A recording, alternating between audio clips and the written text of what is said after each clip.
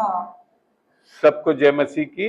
आप सबका स्वागत है इस जूम मीट में, जहां हम आज एक खुला बाइबल सेशन कर रहे हैं, जिसमें आप अपने सवाल पूछ सकते हैं और कोशिश यही रहेगी कि हम उसको वचन में से उत्तर दें, ताकि आप उसको अच्छी तरह समझ सकें। जहां आपकी शंकाएं, डाउट्स हैं, तो वो भी आपके मनों में से हट सके और आप एक अच्छा जीवन प्रभु में जयवंत जीवन बिता सकें। यही हमारी मंशा है, यही मकसद है इन बाइबल स्टडीज को कराने का। चलिए, हम शुरू करने के पहले एक छोटी सी दुआ करते हैं।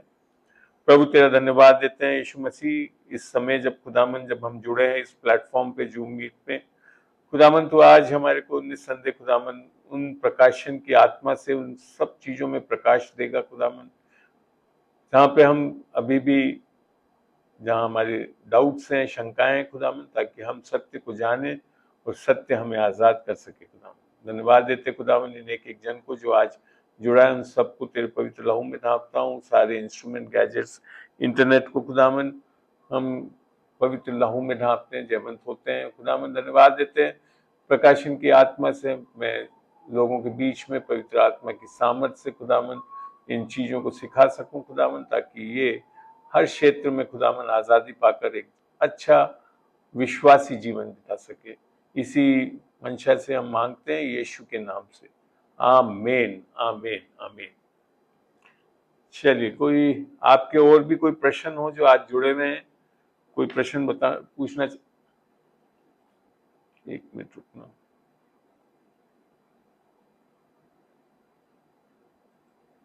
हाँ, आपके कोई प्रश्न हो तो बताएं, मैं लिख सकूं और फिर जवाब दे सकूं। बोले। और राजकुमार जी ने एक पूछ लिया है, वो डील करूंगा। अनीता, आपका कोई प्रश्न है? किरण, ज्योति, आप लोगों के कोई प्रश्न है? तो फिर ये खुला बंद कर दे सेशन। मेरे को ऐसे बताओ कि जैसे, हाँ आ रही है आवाज? बोलिए। हाँ, आ रही है। वीडियो भी ऑन करो तो अच्छा लगेगा। हाँ, मैं वीडियो भी ऑन करो ज्योति, तो अच्छा रहेगा। वीडियो भी ऑन करो। जो जुड़ रहे हैं यहाँ पे हाँ वीडियो। जी, मैं 10 मिनट से कर रही हूँ, बस मैं पूछा। चलिए, अच्छा प्रश्न बताइए आप। हाँ, मैं ये बोल रही थी कि जैसे हमने पवित्र आत्मा का बपतिस्मा पाया है ना, तो मतलब हमें पानी का बपतिस्मा भी लेने की जरूरत है क्या, और है तो मतलब कब लेना चाहिए? ठीक है, पवित्र आत्मा के बाद पानी का बपतिस्मा लेना, ठीक है। हाँ, ठीक है, बढ़िया। और कोई सवाल किसी का? ये सबसे आखिरी में जवाब दूंगा मैं इसका। और कोई सवाल है? बाबूलाल जी के मेरे पास सवाल आ चुके हैं, मैं उनको डील करूंगा। किरण, आपका कोई सवाल है? अनीता, आपका नहीं है कोई भी सवाल? तो चलते हैं। मैं 2 मिनट में करती हूँ। ठीक है जी, ठीक है। अनीता, आपका कोई सवाल नहीं है अभी ना? ठीक है, चलिए। तो सबसे पहला एक सवाल जो कि राजकुमार जी ने पूछा है, राजकुमार जी आप बोल सकेंगे उस प्रश्न को वापस? आपके पास है लिखा हुआ? तो जरा जोर से पढ़ के बोल दीजिए। जी, बोल दीजिए। हाँ, बोलें। क्या प्रार्थना करते समय जुबान से अधिक अपने हृदय से करने की आवश्यकता है? ठीक है। ये दोनों चीज है कि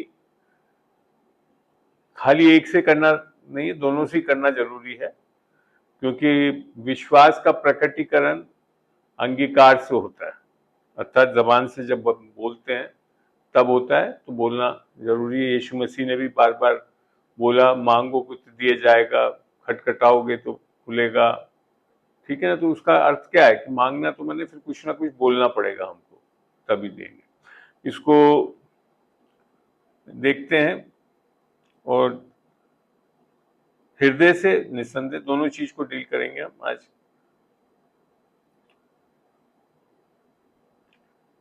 मत्ती 7 में चलते हैं हम।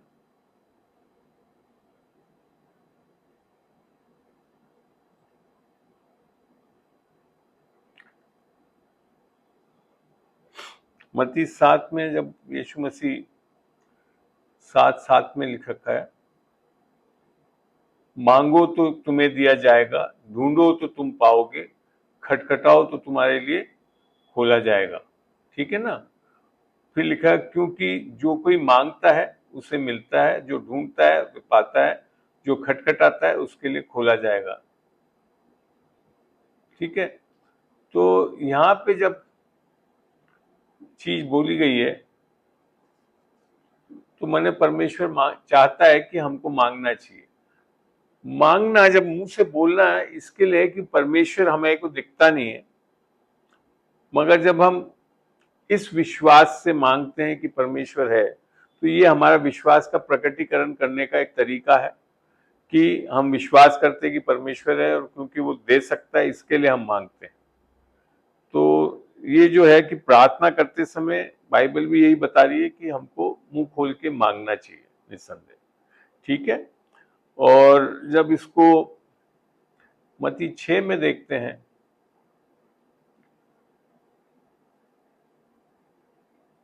मत्ती 6 में भी इसके बारे में थोड़ा बहुत लिखा हुआ है, देखते हैं वहीं चल के।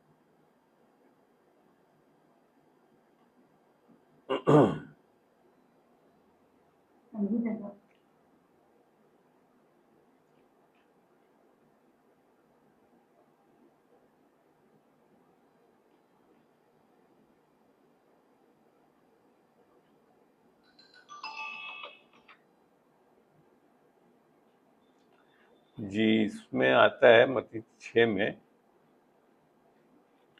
नीचे चलते हैं तो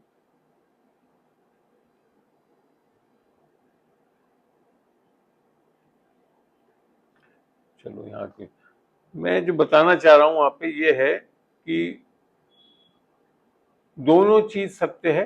प्रार्थना करते समय हमें जुबान से भी करना चाहिए, मगर जो चीज करना चाहिए वो किस तरह से करना चाहिए ये भी समझे। बाइबल में जब हम मरकुस में चलते हैं, प्रार्थना के विषय में एक जगह लिखा हुआ है मरकुस 11 में, वहां से भी देखते हैं इस विषय में और हमारे को प्रकाशन मिलेगा। मरकुस 11 का 22 से पढ़ रहा हूं। यहां लिखा है, यीशु ने उनसे उत्तर दिया, परमेश्वर पर विश्वास रखो। ठीक है ना। तो पहला जो परमेश्वर ने बोला, परमेश्वर पर विश्वास रखो। इंग्लिश में भी लिख रखा है have faith in God. King James version में आप देखोगे तो वहां लिख रखा है हैव फेथ ऑफ गॉड, परमेश्वर का विश्वास रखो।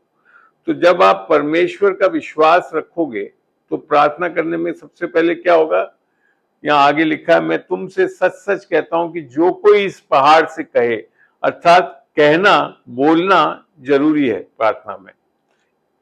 और फिर लिख रखा है तू उखड़ जा। तो कितनी बार कहना लिख रखा है, कहता हूं कि जो कोई इस पहाड़ से कहे, वापिस कहे तो उखड़ जा और समुद्र में जा पड़, और अपने मन में संदेह न। कहां पे यहां लिख रखा है मन। मन को हम लोग सोचने लगते हैं कि जो प्राण है दिमाग है, मगर एक्चुअली में इंग्लिश में लिख रखा है हार्ट, अर्थात ये ऊपर वाली बुद्धि शक्ति नहीं, हमारे हार्ट से, हृदय से हम विश्वास करें कि जो कहता हूं, वापिस कहने की बात कही है, वह हो जाएगा, तो उसके लिए वह होगा।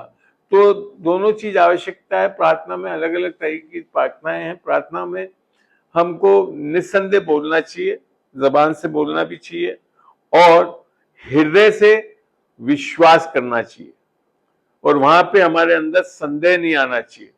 अब संदेह नहीं आना चाहिए तब जाकर हमको मिलता है। ठीक है ना। तो ये तो सत्य है कि प्रार्थना करते वक्त हमें मांगना चाहिए, मुंह खोलना चाहिए, मगर कई चीजें हैं जो मांगने की आवश्यकता ही नहीं है और कई वो अपना आप जुड़ जाती है। जैसा मत्ती 6:30 में लिख रखा है कि, पढ़ के देखते हैं उसको भी, मत्ती 6:30।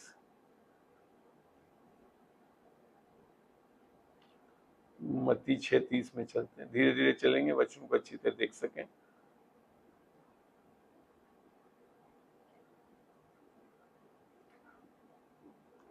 शायद 30 के बाद 33 में आएगा।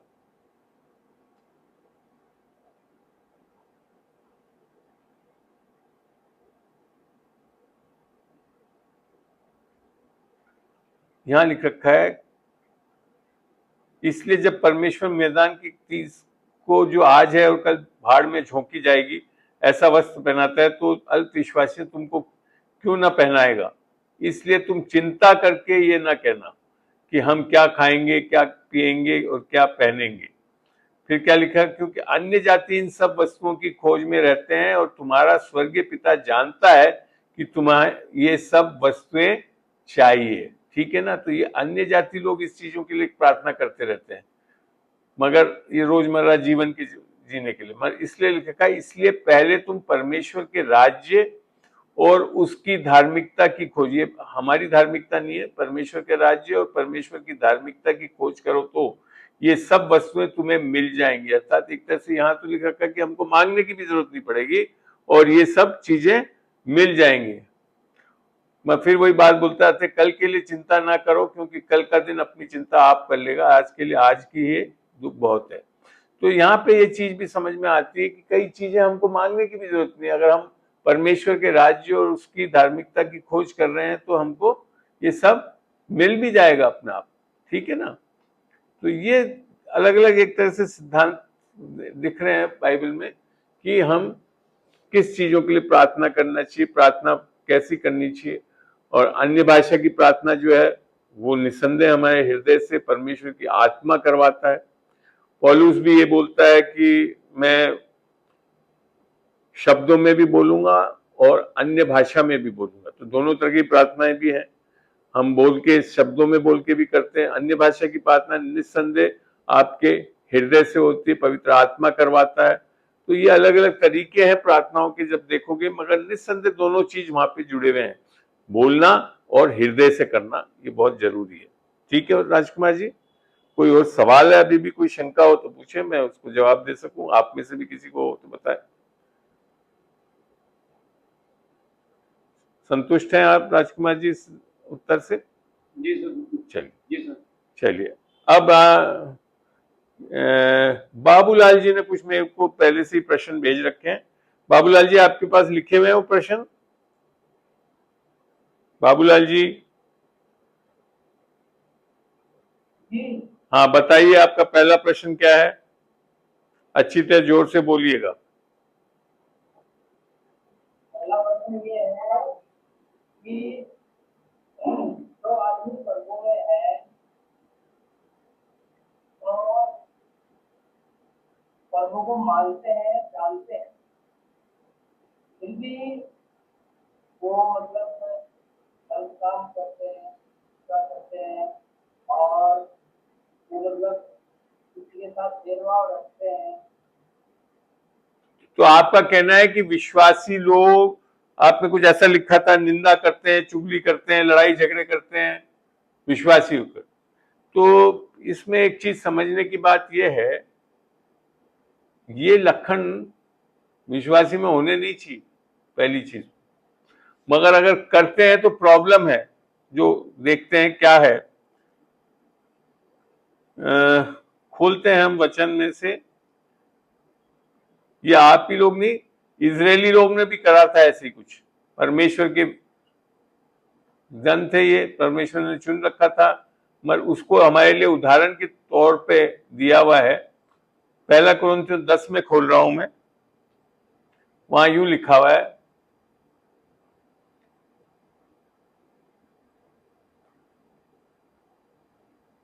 यहां लिख रखा है जो पुराण, परंतु परमेश्वर उनमें से बहुतों से प्रसन्न नहीं ना था। अर्थात ये इजरायलियों के लिए लिख रखा है, इसीलिए वे जंगल में ढेर हो गए। ठीक है। अब क्या बता रहा है, और ये बातें, जो चीज वो करते थे वो ये बातें, ठीक है, ये बातें हमारे लिए दृष्टांत ठहरी है, हमारे लिए उदाहरण ठहरी है कि जैसे उन्होंने लालच किया वैसे हम बुरी वस्तुओं का लालच ना करें, और ना तुम मूर्त पूजने वाले बनो जैसा कि उनमें से कितनों बन गए थे। जैसा लिखा है, लोग खाने पीने बैठे और खेलने कूदने लगे। और ना हम व्यभिचार करें जैसा उनमें से कितनों ने किया, और एक दिन में 23,000 मर गए। और ना हम प्रभु को परखें जैसा उनमें से कितनों ने किया और सांपों के द्वारा नाश किए गए, और ना तुम कुड़कुड़ाओ जिस रीति से उनमें से कितने कुड़कुड़ाए और नाश करने वाले के द्वारा नाश किए गए। परंतु ये सब बातें जो उन पर पड़ी दृष्टांत की रीति पर थी, और वे हमारी चेतावनी के लिए जो जगत के अंतिम समय में रहते हैं लिखी गई है।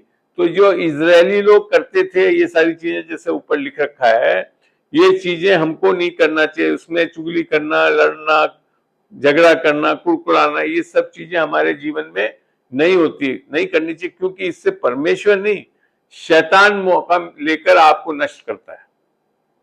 ये है वास्तविकता। ठीक है, आई बात समझ में? बोलिए, आई बात समझ में? एक जगह और से देते हैं कि वचन हमारे को क्या सिखाता है, क्या करना नहीं चाहिए हमको, जो ये सब चीजों के बारे में पढ़ते हैं। इफिसियों में चलते हैं हम 4 में, इफिसियों 4 और 31 से पढ़ते हैं।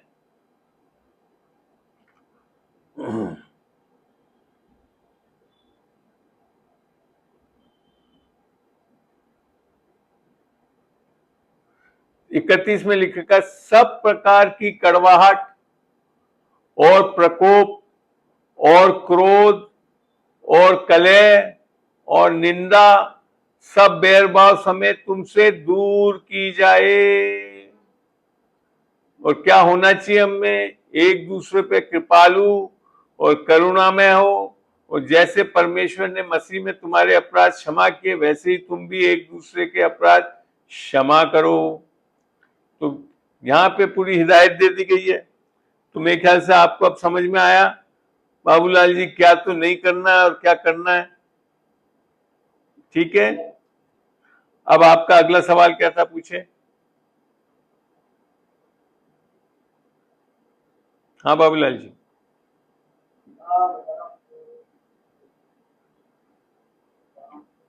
बोले।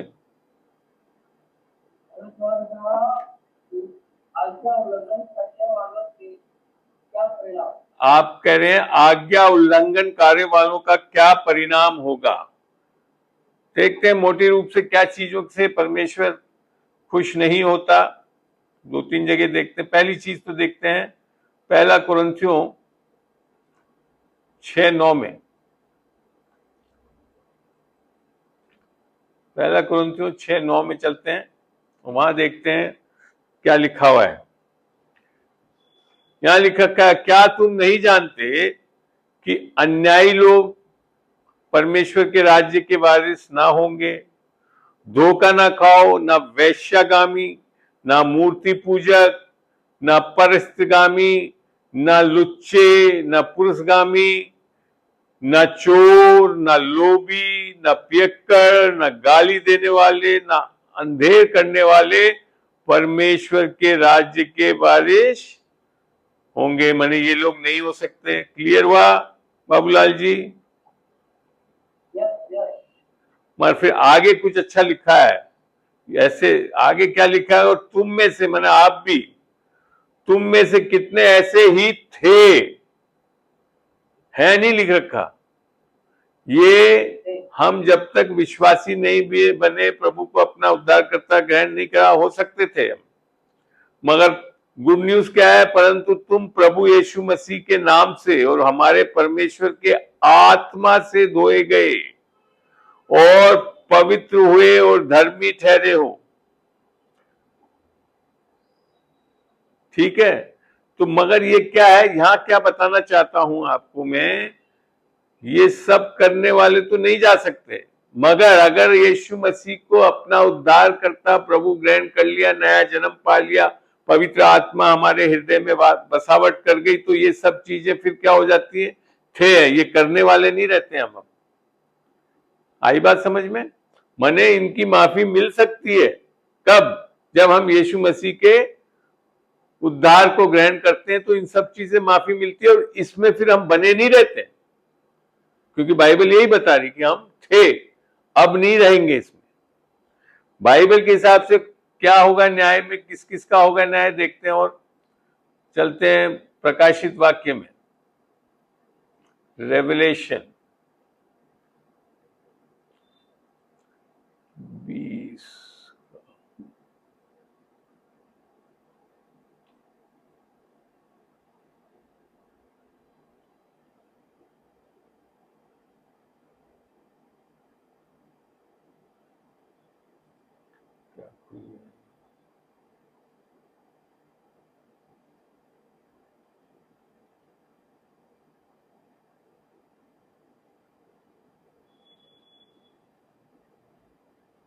एक मिनट रुकना, मैं निकाल रहा हूँ।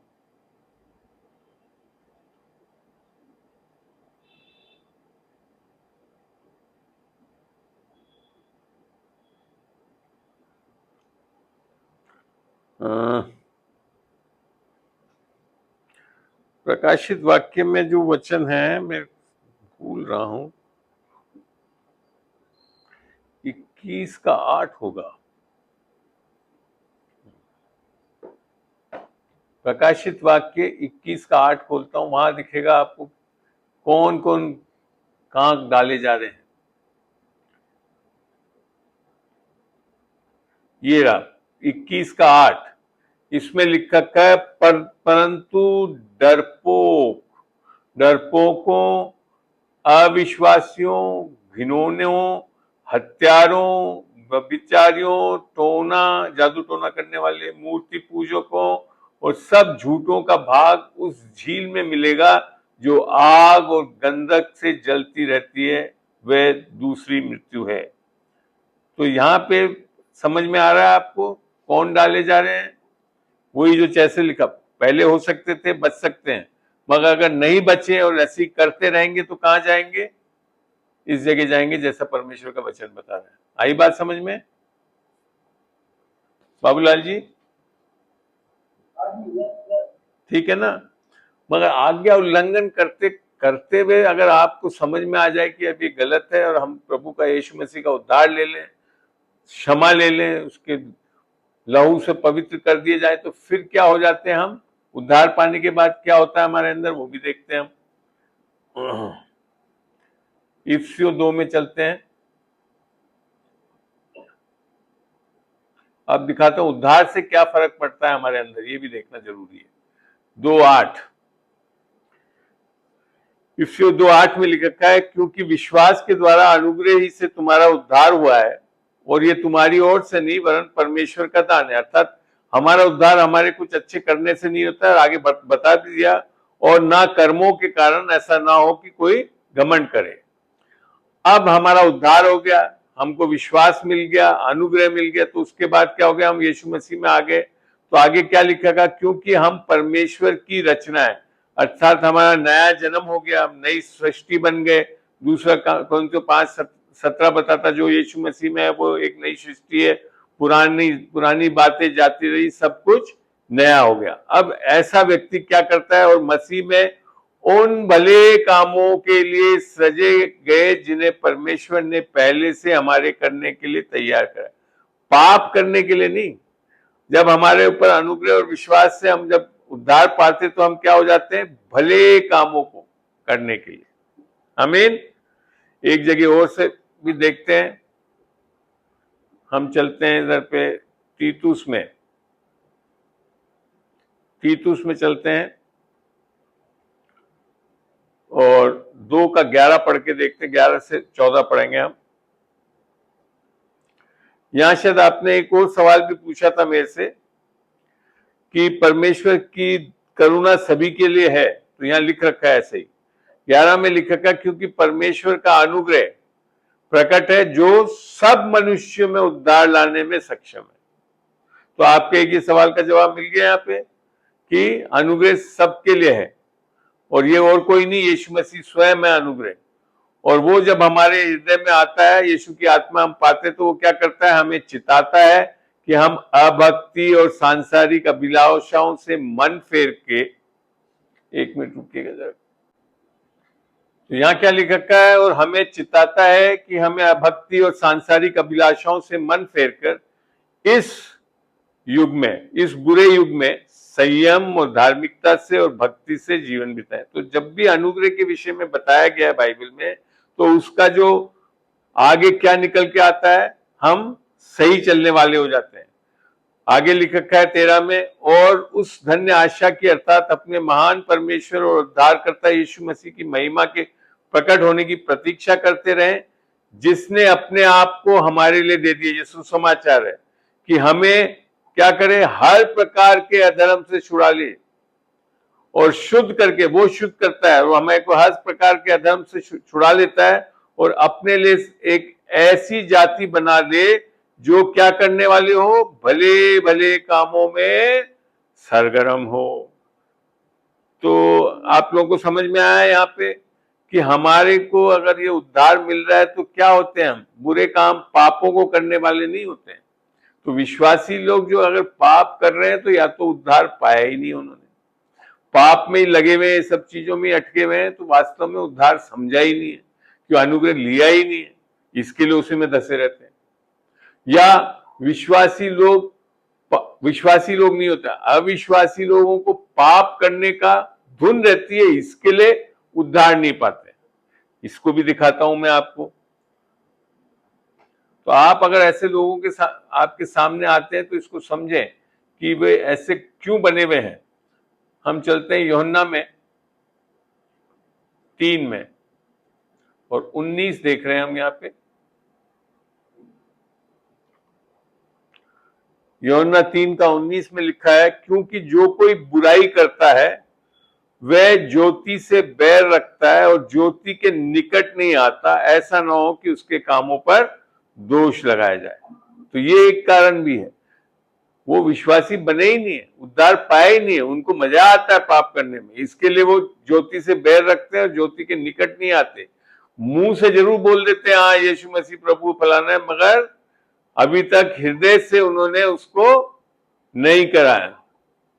यहाँ आगे भी ऊपर 19 में भी लिखा, और दंड की आज्ञा का कारण यह है कि ज्योति जगत में आई और मनुष्य ने अंधकार को ज्योति से अधिक प्रिय जाना, क्योंकि उनके काम बुरे थे। तो ये एक कारण है कि जो आप अगर ऐसा सोच लें कि ऐसा व्यक्ति आपके सामने है जो बोलता तो है यीशु मसीह को मैं जानता हूं, मगर उसका जीवन में कोई बदलाव ही नहीं है, जो पहले यीशु मसीह के बिना जैसे वो जीता था वैसे ही आज भी जी रहा है, तो निस्संदेह फिर ये मान के चले उसने उद्धार नहीं पाया, नया जन्म नहीं पाया, आत्मा नहीं पाई।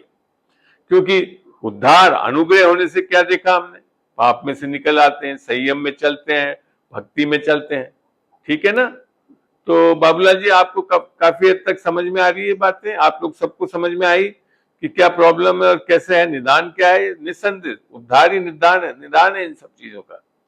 और इसी के लिए यीशु मसीह आया, क्योंकि ये जो बुरे काम जो कर रहे हैं वो खुद स्वयं ही नहीं, एक पीछे उसके पीछे एक ताकत भी है जो करवाती है, वो है शैतान है। देखते हैं उसके बारे में भी वचन से।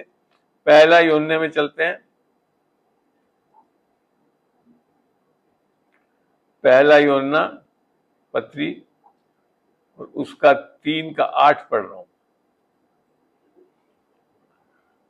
वहां यूं लिखा है, जो कोई पाप करता है वह शैतान की ओर से है, क्योंकि शैतान आरंभ ही से पाप करता आया है।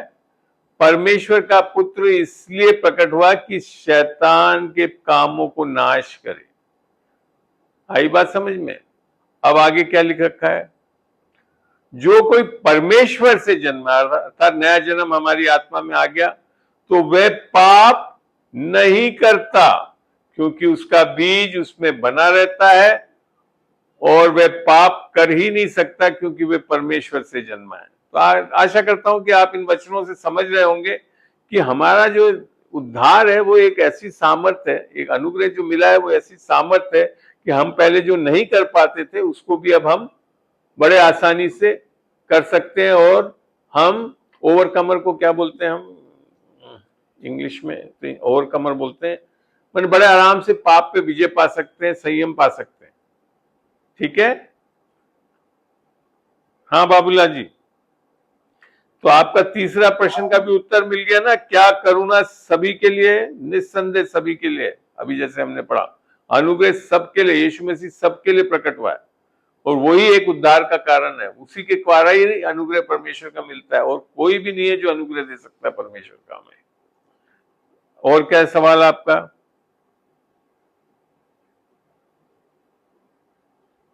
बोले जोर से बोले, जरा फोन के पास में जरा जोर से बोले उठाकर।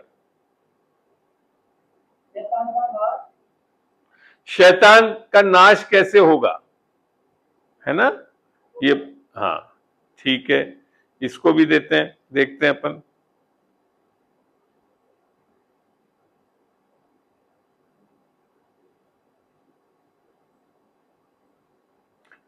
ये चलते हैं हम लोग। एक तो देखो ये चीज समझे पहले, आपको दो परिप्रेक्ष्य में समझना चाहिए। शैतान तो ठीक है, जो भी है उसने सामर्थ, जो सामर्थ से वो काम करता है वो और किसी की सामर्थ नहीं, आदम से जो सामर्थ, आदम हव्वा से जो सामर्थ ली उसी को हमारे ऊपर इस्तेमाल करता है। मगर उस सामर्थ को भी परमेश्वर यीशु मसीह के आने से, इसको पढ़ के देखते हैं कुलूसियों, आप लोग ने अगर माइक बंद रखे अब तो अच्छा रहेगा। कुलूसियों 2:14 में लिखा है, 15 में क्रूस के काम के बारे में बता रहा है और फिर नीचे लिखता है, और उसने प्रधानताओं और अधिकारों को अपने ऊपर से उतार कर उनका खुला खुला तमाशा बनाया और क्रूस के कारण उन पे जय जयकार की ध्वनि सुनाई। तो यहाँ जो वचन बता रहा है कि यीशु मसीह ने क्रूस के द्वारा शैतान ने जो अधिकार लिया था अपने पास आदम से, उसका खुल्लम खुल्ला उसके पास से सब कुछ ले लिया है वापस। मगर आज भी क्या हो रहा है, वो आपको खाली झूठ बोलता है और झूठ बोल के आपकी सामर्थ को लेकर आपके विरुद्ध इस्तेमाल करता है। अगर हम उससे बचे रहे और विश्वास में चले, वचन को जानते हैं, तो बड़े आसानी से शैतान का मुकाबला कर सकते हैं। मगर तो दूसरा फायदा ये कि अगर हम कभी किसी कारण दे भी दें उसको ये सामर्थ, परंतु एक मनुष्य है जो परमेश्वर का पुत्र, जो मनुष्य का पुत्र भी है, यीशु मसीह, कभी भी शैतान को वो अधिकार नहीं देगा। क्योंकि उसने बोला ना, सारा अधिकार स्वर्ग में और पृथ्वी पर मुझे दे दिया गया और मैं तुम्हें देता हूं। ठीक है ना? तो अधिकार आज किसके पास है? शैतान के ऊपर भी विजय पाने के लिए अधिकार हमारे पास है। शैतान आज भी हमारे ऊपर विजयी नहीं हो सकता, क्योंकि लिखा क्या है लूका 10:19 में, मैंने तुम्हें सांपों और बिच्छुओं को, पढ़ के देखते हैं उसको, लूका 10:19।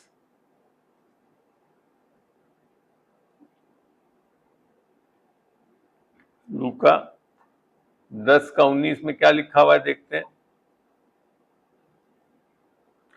यह चीज, इसको वचन को बड़े ध्यान से पढ़ना चाहिए हमको। यहां लिखा है, मैंने तुम्हें सांपों और बिच्छुओं को, ये अर्थात शैतानी ताकत के बारे में बता रहा है, और रौंदने का और शत्रु की सारी सामर्थ पर अधिकार। देखो, शत्रु अर्थात शैतान के पास खाली सामर्थ है, अधिकार नहीं है।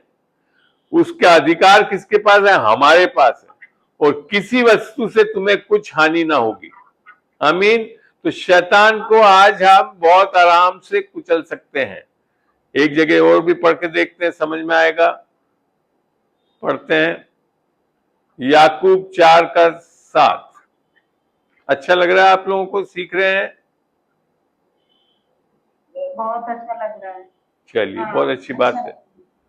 चलिए, बंद कर लीजिए माइक्स को। अब हम चल रहे हैं याकूब 4:7।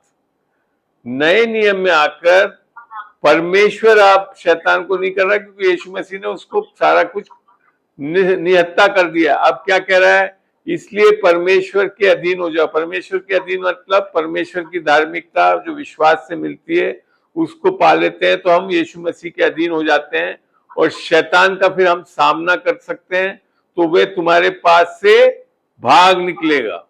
तो शैतान के लिए आज की तारीख में नए नियम में आकर शैतान के पास ऐसी कोई शक्ति नहीं है जिससे वो हम पे हावी हो सके। केवल आपको झूठ बोल के आप ही की सामर्थ्य लेकर आपके ऊपर हावी हो सकता है, तो उसको हम भगा सकते हैं और वो भगाने का तरीका जैसे लिख भी रखा है, इफ्सियों 6 में लिख रखा है। इफ्सियों 6 में चलते हैं।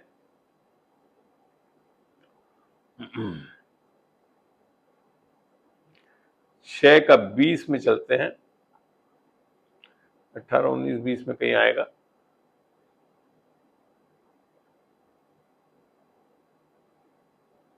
ये रहा 17 में, और उद्धार का टोप और आत्मा की तलवार जो परमेश्वर का वचन ले लो।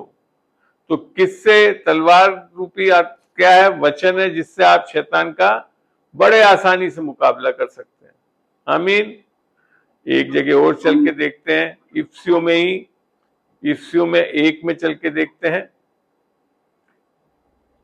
अब क्यों हम लड़ सकते हैं शैतान से, ये समझना बहुत जरूरी है, क्योंकि शैतान ने उसे कुचल दिया है, निहत्ता कर दिया है।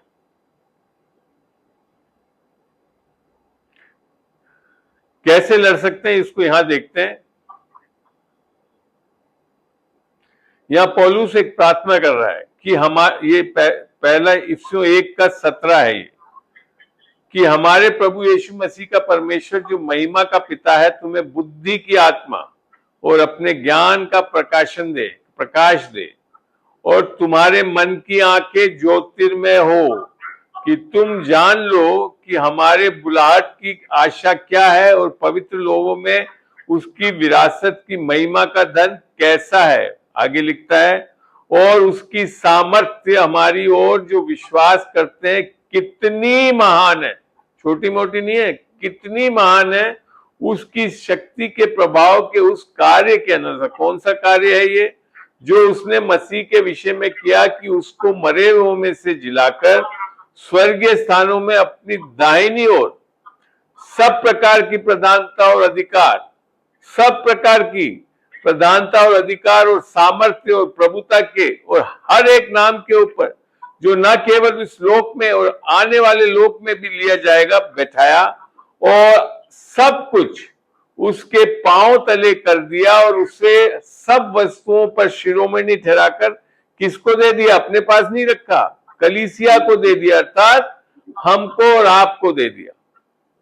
तो ये समझना पड़ेगा, ये उसकी दया है और उसी की परिपूर्णता है, जो सब में सब कुछ पूर्ण करता है। तो ये बना दिया है आज यीशु मसीह ने हमको। तो शैतान से हमको आज डरना नहीं है, घबराना नहीं है। हमारे पास सामर्थ्य है, अधिकार है, उसको हम कुचल सकते हैं, सब कुछ उसके ऊपर कर सकते हैं। और कब उसका अंत में जाकर उसको जो है देखते हैं, उसको भी कहां पे है होगा, ये 20 में होना चाहिए।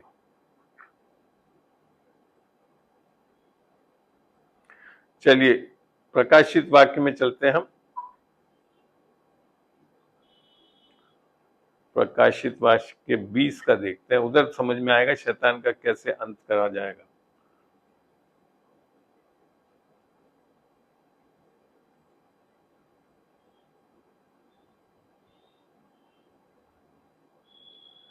यहां लिख रखा है,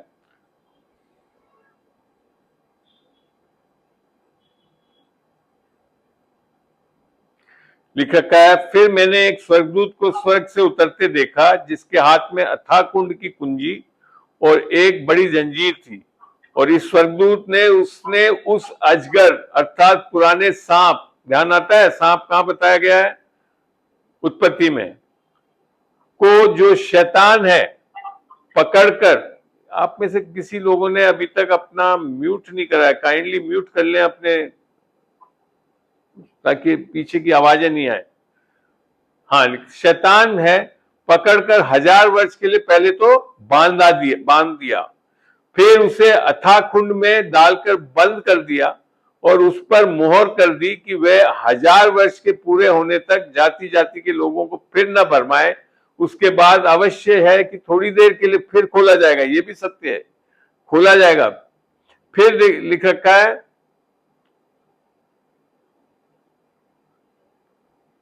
जब तक ये 1000 वर्ष पूरे ना हो तब तक शेष मरे हुए एक मिनट,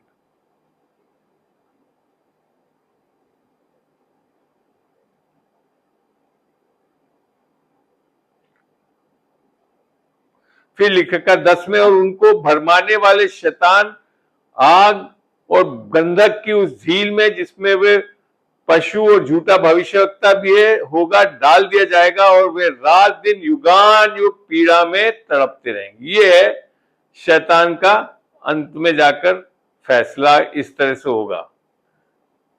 आशा करता हूं बाबूलाल जी आपके प्रश्नों का उत्तर मिला सबका। चलो, हाथ खड़ा कर दिया मैंने, मान गए। जरा बोल के भी बताएं, और कुछ पूछना है तो बताएं बाबूलाल जी, बोले। समझ में आया? बताइए एक बार खोल के, माइक खोल के सब बताइए तो सही। हाँ तो बताइए तो सही, आपको जवाब मिले यहाँ पे सारे प्रश्नों के।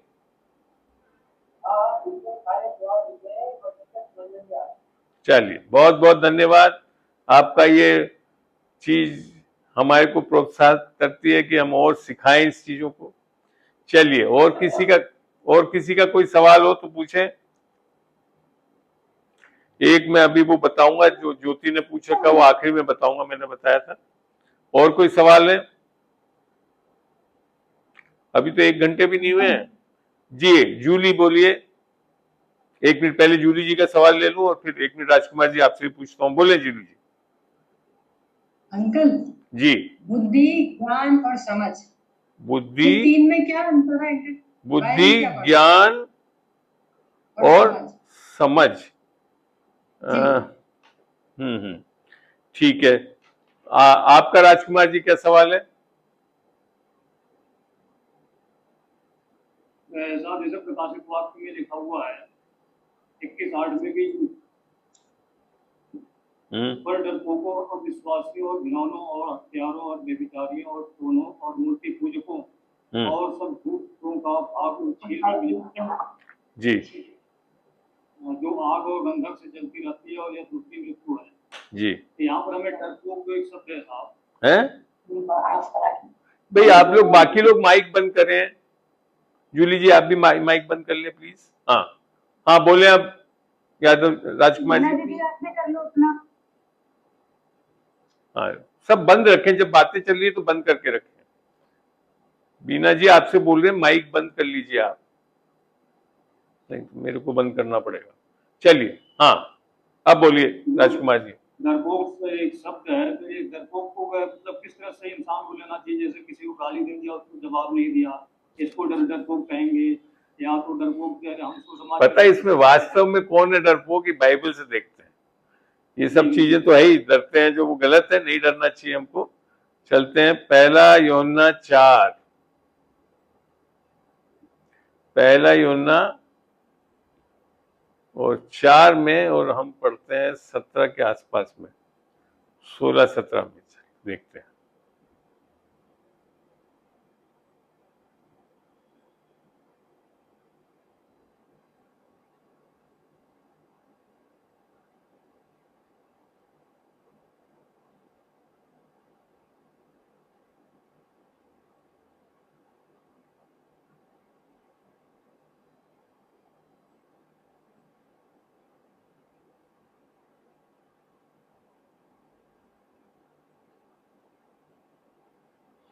अठारह क्या पढ़ रहा है? 1 यूहन्ना 4 का 18, प्रेम में भय नहीं होता, वरन सिद्ध प्रेम भय को दूर कर देता है, अर्थात डर को, क्योंकि भय का संबंध दंड से होता है, और जो भय करता है वो प्रेम में सिद्ध नहीं हुआ। वास्तव में जो डरपोक कौन है?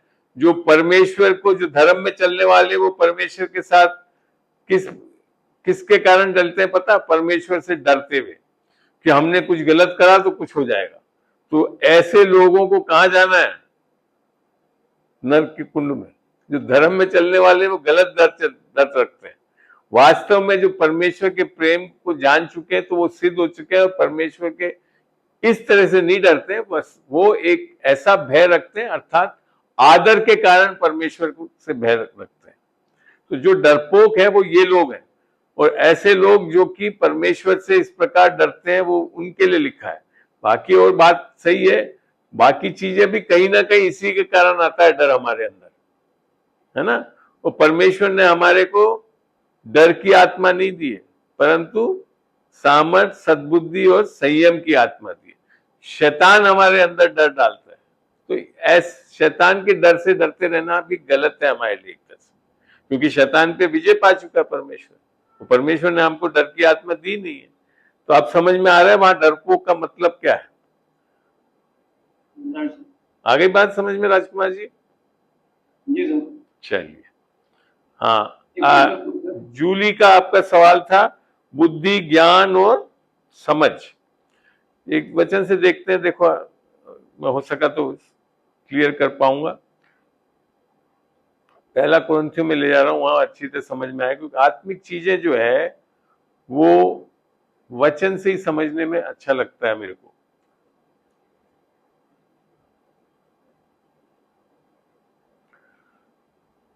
तो यहां लिख रखा है ये वरदानों के बारे में, परमेश्वर के पवित्र आत्मा के वरदानों के लिए। तो यहां लिख रखा है 8वें में लिख रखा है, क्योंकि एक को आत्मा के द्वारा बुद्धि की बातें दी जाती है, तो बुद्धि अलग चीज भी मतलब, और दूसरे को उसी आत्मा के अनुसार ज्ञान की बातें।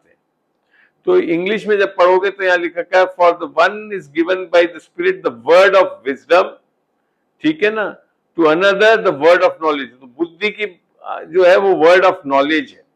नॉलेज माने एक तरह से क्या चीज है? बुद्धि है। और ज्ञान जो है, सॉरी, ज्ञान तो है नॉलेज, और बुद्धि जो है वो विजडम है, विजडम। तो जब तक आपके पास बुद्धि नहीं होगा तो आप ज्ञान को सही तरीके से इस्तेमाल नहीं कर पाएंगे। ये और समझ जो है वो यही है कि इन दोनों को चीजों का आप अगर सही रूप से इस्तेमाल करोगे तब जाकर आप सही निर्णय ले पाओगे। आई बात जूली समझ में? दोनों रंग से। तो लोगों के पास देखो इस संसार में ज्ञान तो बहुत है ना, आप किताबें गूगल सबसे ले लो, मगर तब भी बुद्धि नहीं है, विवेक नहीं है सही। ये चीज नहीं है कि कैसे उसको इस्तेमाल करें। आई बात समझ में? ये है। तो ये चीज आना, तो समझ जो है वो निस्संदेह आपके दिमाग से है, दिमाग से ये समझ आती है, और ये ज्ञान और बुद्धि भी दिमाग से कहीं ना कहीं उपज होती है, मगर आत्मा का ज्ञान और आत्मा की बुद्धि अलग है। बाइबल में लिखा है हमारे में मसीह का मन है, अर्थात वो कहाँ है? ये इस ऊपर वाली बुद्धि में नहीं है, वो आपके यहाँ पे अंदर है, आत्मा में है। आई बात समझ में जूली जी? चलिए, अब आपने एक ने पूछा, पवित्र ज्योति ने पूछा था पवित्र आत्मा का बपतिस्मा लेने से फिर पानी का बपतिस्मा लेना है या नहीं लेना है? देखो मैंने आपको समझा चुका हूं बहुत बार, पानी का बपतिस्मा से हम आत्मिक नहीं बनते, ठीक है? हम आत्मिक कब बनते हैं? जब हम आत्मा का बपतिस्मा लेते हैं, और वो हमारे को मिलता है सुसमाचार से, जैसा कि इफिसियों में लिखा हुआ है। इफिसियों 1 में चलते हैं।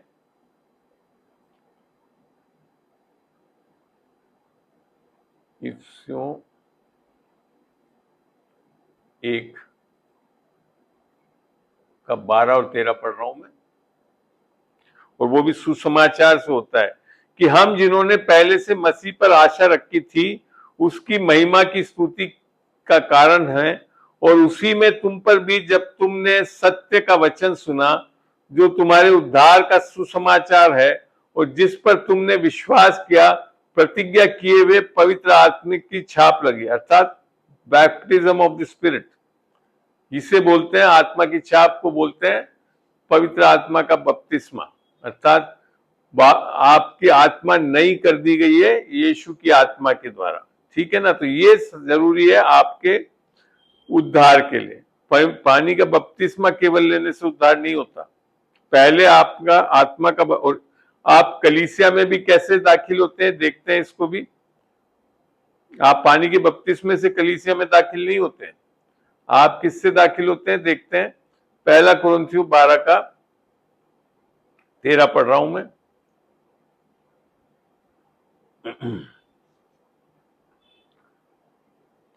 क्योंकि हम सब ने, पहला कुरिन्थियों 12:13, क्योंकि हम सब ने, क्या यहूदी, क्या यूनानी, क्या दास, क्या स्वतंत्र, एक ही आत्मा के द्वारा एक देह होने के लिए बपतिस्मा लिया है। पानी का बपतिस्मा नहीं है यहाँ पे। और हम सबको एक ही आत्मा पिलाया गया है। तो यहां से वचन स्पष्ट हो रहा है कि हम कलीसिया में, अर्थात परमेश्वर की जो देह है उसमें कैसे आते हैं? आत्मा के बपतिस्मा से, पानी के बपतिस्मे से नहीं आते। ठीक है ना।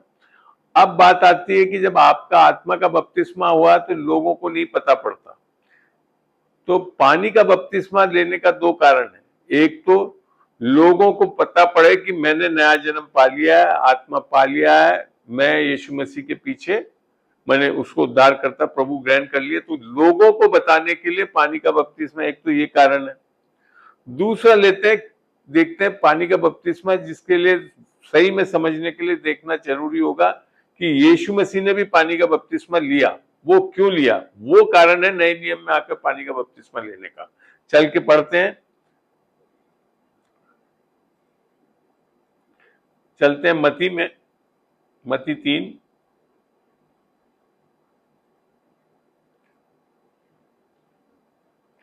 और 15 के आगे मैं पढ़ रहा हूं। यहाँ बल्कि 14 से पढ़ रहा हूं। परंतु यूहन्ना ये कहकर उसे रोकने लगा, मुझे तो तेरे हाथ से बपतिस्मा लेने की आवश्यकता है और तू मेरे पास आया है। यीशु ने उसको ये उत्तर दिया, अब तो ऐसा ही होने दे, क्योंकि हमें इसी रीति से सब धार्मिकता को पूरा करना उचित है। तो यहाँ यीशु मसीह पानी का बपतिस्मा किस कारण से ले रहा है? सब धार्मिकता को पूरा करने के, पापों से क्षमा वमा के लिए नहीं ले रहा है यहाँ पे, क्योंकि यीशु मसीह ने कोई पाप ही नहीं किया था। तब उसने उसकी बात मान ली और फिर लिखा था, और यीशु बपतिस्मा लेकर तुरंत पानी में सो। तो हमारा भी जो आज नए नियम में आकर पानी का बपतिस्मा लेने के लिए क्या मतलब है कि हमने, क्योंकि परमेश्वर की धार्मिकता को दान में पा लिया है, तो हम उसके अनुसार उसी को लेकर अपना जीवन बिताने वाले होंगे। इसकी हम एक तरह से कमिटमेंट कर रहे हैं। तो ये लेने से अच्छी बात होती है। आपका विवेक इस चीज को बड़े आसानी से ग्रहण करता है। ये पानी का बपतिस्मा आज भी सार्थक है, लेना चाहिए विश्वासियों को। अब लेने के लिए आज की तारीख में जब लेने की बात करते हैं, तो किसी भी एक ऐसे विश्वासी या पादरी या जिस कलीसिया में आप जुड़े हुए हैं और वो अच्छे विश्वासी लोग हैं, तो उनसे ले सकते हैं। ठीक है ना। तो लेना चाहिए मेरे हिसाब से पानी का बपतिस्मा, क्योंकि आज भी ये सार्थक है। और आपके क्या अंदर अगर नहीं लिया तो क्या है, ये एक ऐसी चीज है डॉक्ट्रिन जो मसीहों के बीच में इतना ज्यादा है, तो आपका विवेक में भी कई बार ऐसा होगा, अरे मैंने पानी का बपतिस्मा नहीं लिया तो पता नहीं क्या हो जाएगा मेरा। तो इसके लिए बेहतर है उस विवेक को शांत करने के लिए, उसको समझ को रखने के लिए, और परमेश्वर यीशु मसीह ने भी कहा कि सारी धार्मिकता को पूरा करने के लिए लेना चाहिए। आमीन। चलिए, और बताइए, कोई सवाल है या सारे सवालों का उत्तर मिल गया?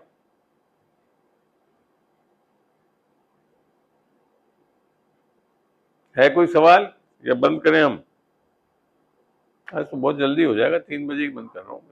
2 से 4 का रखा है। मेरा सवाल है कि हाँ, लोग उद्धार भी पा लेते हैं, विश्वास भी करते हैं, चर्च भी जाते हैं बराबर, और दान दसवां जो भी मतलब पूरी आज्ञाएं वो मतलब आज्ञाएं तो मैं क्या बोलूं उसको, लेकिन हाँ, जो बाइबल में लिखी हुई चीजों को कर रहे हैं।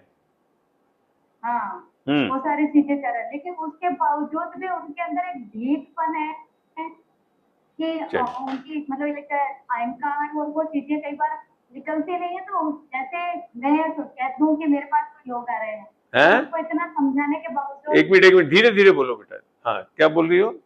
जैसे मेरे पास कोई लोग आ रहे हैं ना, जैसे मैं आई आपके पास, आपने मुझे सब कुछ समझा दिया, और उसके बावजूद भी मैं नहीं समझ रही हूँ, तो क्या करना चाहिए उसके लिए? कि वचन भी बोल दिए और उन्होंने बपतिस्मा भी ले लिया, सब कुछ करते हैं, उसके बावजूद तो मैंने आपको 2-3 चीजें अभी समझाई। वचन तो आपने जैसे कई चीज एक साथ बोली, मैंने बता दिया पानी का बपतिस्मा लेने से नया जन्म नहीं होता आपका, पहली बात। ठीक है। और खाली वचन को बोलना करने से ये मतलब नहीं है कि वो उद्धार पा गया। ठीक है। इसके बारे में एक चीज देखते हैं, कई लोग क्यों ये सब कर लेते हैं। बाइबल में बड़ा अच्छा लिख रखा है। जब लूका 18:9 पढ़ते हैं तो वहां पर यीशु मसीह ने बताया इस चीज को, मैं तुमसे कहता हूं वे तुरंत उनका न्याय। इसके आगे लिखा, और उसने उनसे, अर्थात यीशु मसीह ने अपने ऊपर भरोसा रखते थे कि हम धर्मी हैं और दूसरों को तुच्छ जानते थे, ये दृष्टांत का। तो ये ऐसे लोग हैं जो अपने ऊपर भरोसा रखते हैं। ये एक फरीसी के लिए बारे में लिखा है। 2 मनुष्य मंदिर में प्रार्थना करने के लिए गए, एक फरीसी था और दूसरा चुंगी लेने वाला। फरीसी खड़ा होकर अपने मन में ये प्रार्थना करने लगा, ये प्रार्थना अर्थात बाइबल की चीज कर रहा है। हे परमेश्वर, मैं तेरा धन्यवाद करता हूँ। बाइबल में लिख रखा है हमको परमेश्वर का धन्यवाद करना चाहिए, वो भी कर रहा है कि मैं और मनुष्य के समान दुष्ट करने वाला, अन्यायी और व्यभिचारी नहीं हूं। अर्थात ये एक तरह से ये बोल रहा है कि मैं 10 आज्ञाओं का पालन भी कर रहा हूं। फिर लिख रखा है मैं सप्ताह में 2 बार उपवास करता हूं, ये भी बाइबल की चीज कर रहा है। मैं अपनी सब कमाई का 10वां भी देता हूं, ये भी बाइबल की चीज। यही आप बोल रहे हो ना, कई लोग ये कर रहे हैं। परंतु चुंगी लेने वाले ने दूर खड़े होकर स्वर्ग की ओर आंखें उठाना भी न चाहा, परंतु अपनी छाती पीट पीट कर कहा, हे परमेश्वर, मुझ पापी पर दया कर। वास्तव में लोगों ने मन तो फिराया नहीं, पर बाकी सब चीजें बाइबल की कर रहे हैं, तो इसका ये मतलब नहीं कि उद्धार पा लिया। तो यहां आगे लिखा का ये जो पापी जिसने मन फिराया वो तो धर्मी ठहरा दिया गया, परंतु वो फरीसी नहीं ठहराया गया। तो आपके पास कई लोग ऐसे आ जाएंगे जो सब चीज बाइबल का कर रहे हैं, मगर बाइबल में लिखा है मन फिराओ और सुसमाचार पे विश्वास करो। मन फिराए बिना सुसमाचार पे विश्वास आ ही नहीं सकता। आपका बोल सकते हैं ये अपने दिमाग से विश्वास कर रहे हैं लोग, जो बोल रहे हैं कि हम विश्वासी हैं, सब कुछ कर रहे हैं, पर वास्तव में हृदय में कोई परिवर्तन नहीं है। हृदय से नहीं ग्रहण करा उसको अभी तक प्रभु भी नहीं बनाया। और वो क्योंकि प्रभु नहीं बना तो क्या करते रहेंगे, पाप में धंसे रहेंगे, पाप करते रहेंगे। बल्कि बाइबल जब बता रही है कि हम अगर धो दिए गए हैं तो फिर ये सब नहीं करते। आई बात समझ में किरण? खाली मुंह से कोई बोल दे कि हाँ मैं विश्वास भी करता हूँ, पानी का बपतिस्मा भी ले लिया और ये सब भी कर रहा हूं, कर सकता है व्यक्ति। ऐसे ही था ये फरीसी जो सब कुछ कर रहा था, पर तब भी परमेश्वर ने कह दिया तुम धर्मी नहीं बन सकते, क्योंकि उसने परमेश्वर की धार्मिकता को विश्वास नहीं किया। आई बात समझ में? आई बात समझ में? चलिए और बोले, और कोई सवाल और कुछ चीज? कौन बोला ये? रजत? हाँ बोलो बेटा। हाँ जी, हाँ अंकल, मैं एक सवाल पूछना चाहता था। जो पहला शामुएल 16:7 एक बार उनको अंकल पढ़ना। पहला सैमुएल, आप बताओ आयोग्य मतलब? अरे पहला सैमुएल 16:7। चलो खोलते हैं, पहले खोल लूं वचन। पहला सैमुएल 16:7 आपने बोला। पहला सैमुएल,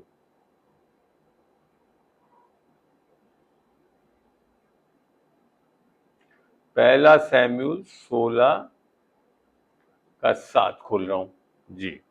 बोलिए, अब बताइए। ये खुल रहा है अभी, ये खुल गया, ये लीजिए। हाँ बोलो। परंतु यहोवा ने सैमुएल से कहा, ना तो उसके रूप। हाँ, यहाँ क्या बोलना चाहते हो तुम? मतलब इसमें लिखा ना अयोग्य, मतलब थोड़ा बताओ क्या पूछना क्या चाहते हो इसमें? मैं कह रहा हूँ इसमें ये लिखा ना कि उसको मैंने अयोग्य जाना है, मतलब क्या होकर जाना है? अयोग्य जाना, अयोग्य जाना। ठीक है, बिल्कुल सही। ये वारदात है बेटा। जब अब सुनो मेरी बात को, सैमुएल को भेजा जा रहा है कि इजराइल के राजा को अभिषेकित करना है, और ये जा रहा है इस परिवार में, जो कि किसका परिवार है ये? अरे नाम मैं भूल रहा हूँ। यीशु का है? यस, बिल्कुल बिल्कुल, उसके परिवार में जा रहा है। उसके कई बेटे हैं, जिसमें से बड़े अच्छे अच्छे बेटे हैं, जो योद्धा भी हैं, सब कुछ है। तो वो यही सोचता रहा सैमुएल की इन लोग में से किसी को, माने वो बाहर के स्वरूप को देख रहा था, लोगों के हट्टे कट्टे तंदुरुस्त सब, मगर दाऊद को नहीं दिखा। दाऊद तो था ही नहीं वहां पे, वो तो चला गया था कहीं बाहर चराने के लिए भेज रखा था। तो ये सारे लोगों को ये ऊपर से जब पढ़ोगे ना तो परमेश्वर का जो था वो इसने ये इसको करूं सबके लिए मना कर दिया, उसको ऐसे ही लिखा था। ठीक है ना, यहाँ लिखा है मैंने शाऊल का इस्राएल का राज्य। तो आगे चल के फिर पौलुस प्रभु जब शमूएल से समझाता है कि मैं जो है रूप और दृष्टि करके और कद की ऊंचाई पर, क्योंकि मैं इन सब से मैं नहीं चुनता हूं लोगों को। आई बात समझ में? शमूएल को तो ये लग रहा था बाकी बेटे उस राजा बनने के लायक हैं, मगर उसने किसको चुना? उसने बोला कि दाऊद को आने दो और उसको करो। तो परमेश्वर आपके हृदय को देखता है चुनते वक्त। आपके स्वरूप में बहुत अच्छा अंग्रेजी बोलने लग जाऊं फलाना बोलने से नहीं होता, उससे नहीं चुनता वो तो बल्कि ऐसे लोगों को चुनता है जो हृदय को देखता है, हृदय कैसा है उस आपका, तब वो चुनता है। ठीक है ना? तो ये बता रहा था परमेश्वर वचन में कि हम वो आपके बाहर के स्वरूप को देख के नहीं चुनता, कद को देख के, ऊंचाई को देख के नहीं सुनता। उन सबको तो अयोग्य मान लिया उसने। मनुष्य को पर किसको? मनुष्य को तो बाहर के रूप देखते हुए नहीं करता है वो। मनुष्य तो बाहर का रूप देखता है, परंतु यहोवा की दृष्टि मन पर रहती है। इनफैक्ट इंग्लिश बाइबल में अच्छा लगता है हार्ट। मन भी बल्कि नहीं, हार्ट है। आपको हृदय को देखता है और तब चुनता है। ये है मतलब इसका, और यही वास्तव में है। परमेश्वर ने ऐसी लोगों को वास्तव में सही बात में तो अपना ही सोच, तेरे को चुनना चाहिए क्या परमेश्वर को? कभी नहीं ना, है क्या तू योग्य? मगर तब भी अरे तुम्हारे को खुद को भी परमेश्वर, मगर क्यों चुन लिया परमेश्वर ने? क्योंकि हृदय को देखा कि रजत के हृदय में मेरे ऊपर विश्वास करता है, मेरे को भरोसा रखता है। ये है तरीका परमेश्वर। जी जी। तो परमेश्वर जो है दिखता उससे नहीं। हाँ, अब क्या है? प्रेरितों 21 का 32। प्रेरितों 21 का 32। 20 का 32। 20 का 32। 20 का 32। एक मिनट खोलने दो, आज अच्छा लग रहा है मेरे को क्लास।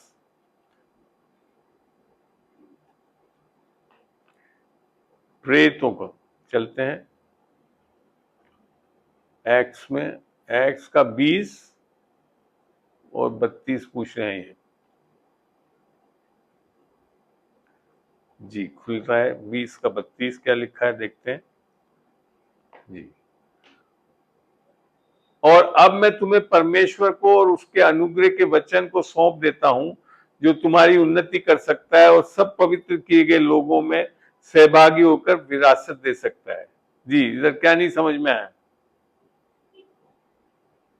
ये वचन सौंप देता हूँ मतलब थोड़ा बताओ। अनुग्रह का वचन सौंप देता हूं। बाइबल में व्यवस्था का वचन सौंपने से कुछ नहीं बदलेगा।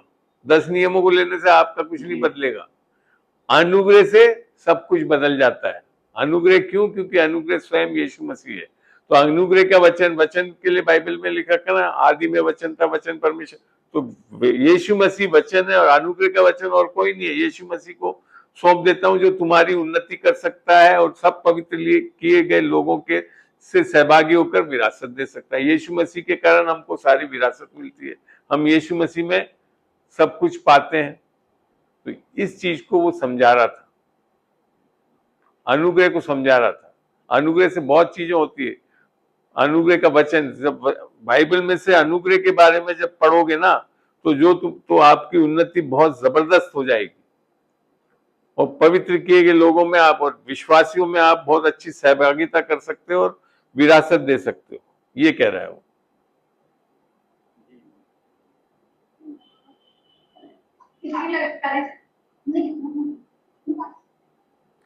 जी, और कोई कुछ पूछना चाहता है? आया रजत, समझ में आ गया? चलिए, बहुत अच्छा। और कोई पूछना चाहता है? अंकल जी। हाँ ज्योति बोलो। जैसे ना मतलब फास्टिंग का मतलब लोग बोलते हैं कि भूखा रह लिया, और ये सुना है हमेशा से। लेकिन आप बताएं कि आत्मिक रीति से फास्टिंग किस तरीके से मतलब करनी चाहिए, मतलब ऐसे। फास्टिंग, इसको आज मैं ख्याल से किसी दिन पूरा फास्टिंग के बारे में पढ़ाऊं तो अच्छा नहीं। चलो जब पूछ ही लिया तो बताता भी हूँ। बाइबल में बड़ा क्लियर लिख रखा है नए नियम में आकर। पुराने नियम में तो क्या है, जब यशाया 59 है शायद, उसमें पूरा फास्टिंग के बारे में लिख रखा है और वहां पे बहुत अच्छी अच्छी चीजें लिख रखी है। फास्टिंग क्या है वहां पे समझा भी रखा है, मगर वो एक पुराने नियम की व्यवस्था में था उसको, मगर उसमें से बहुत चीजें सीख सकते हैं अपन फास्टिंग के बारे में। यशाया में चलते हैं।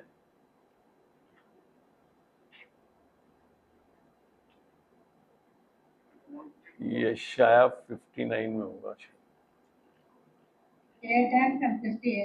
58 में। ठीक, बहुत अच्छी, थैंक यू।